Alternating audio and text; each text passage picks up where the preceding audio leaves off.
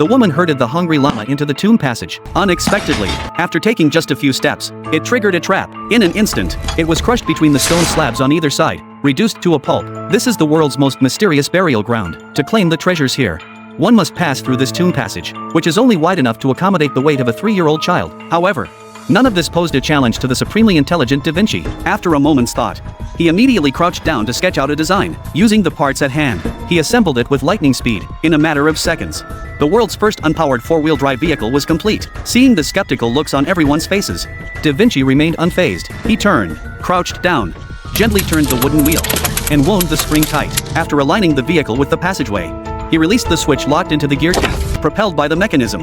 This wooden chariot, weighing less than 10 G, slowly made its way into the depths of the passage. Seeing this, Da Vinci immediately pulled the ropes on either side to precisely control the direction of the cart. Just as the cart was about to pass the gravity-activated mechanism and reach the end of the passage, its speed was unexpectedly slowed by a sudden incline. Fortunately, with everyone's prayers, the wooden cart expended its last ounce of power and successfully surged upwards. The mechanism it triggered firmly secured the cart in place. Seeing this, Da Vinci swiftly pulled the third rope, manipulating the long pole at the rear of the cart to rise slowly. The protruding part wound around its tip just touched the switch button, successfully opening the tomb chamber. However, amidst their excitement, the group retained a shred of reason, fearing they might meet the same fate as the llama. Fortunately, the gravity-activated mechanism had now been completely deactivated, and Da Vinci could finally breathe a sigh of relief as he followed the others to the end of the passageway. Yet upon entering the secret chamber, the treasure they had imagined did not appear. Instead, what met their eyes was a bottomless precipice and an ancient stone bridge barely 80 centimeters wide. They saw that the second secret door was studded with hundreds of keyholes. Da Vinci first took the torch from his companion's hand and attempted to gauge the distance to the bottom of the cliff.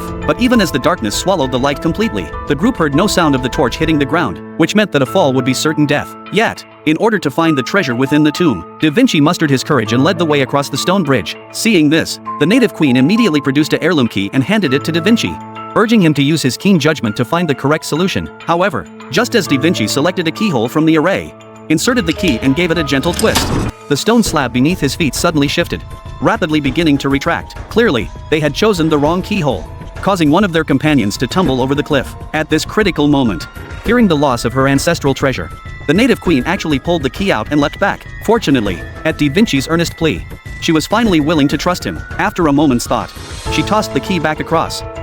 As the stone bridge continued to retract, the slightest misstep would mean certain death. Da Vinci did his utmost to remain calm, and soon discovered that each keyhole was engraved with a unique constellation pattern, and the sun god was the very deity most revered by the natives. So he immediately inserted the key into a keyhole bearing the sun symbol. Unexpectedly, this action not only failed to halt the bridge's retraction,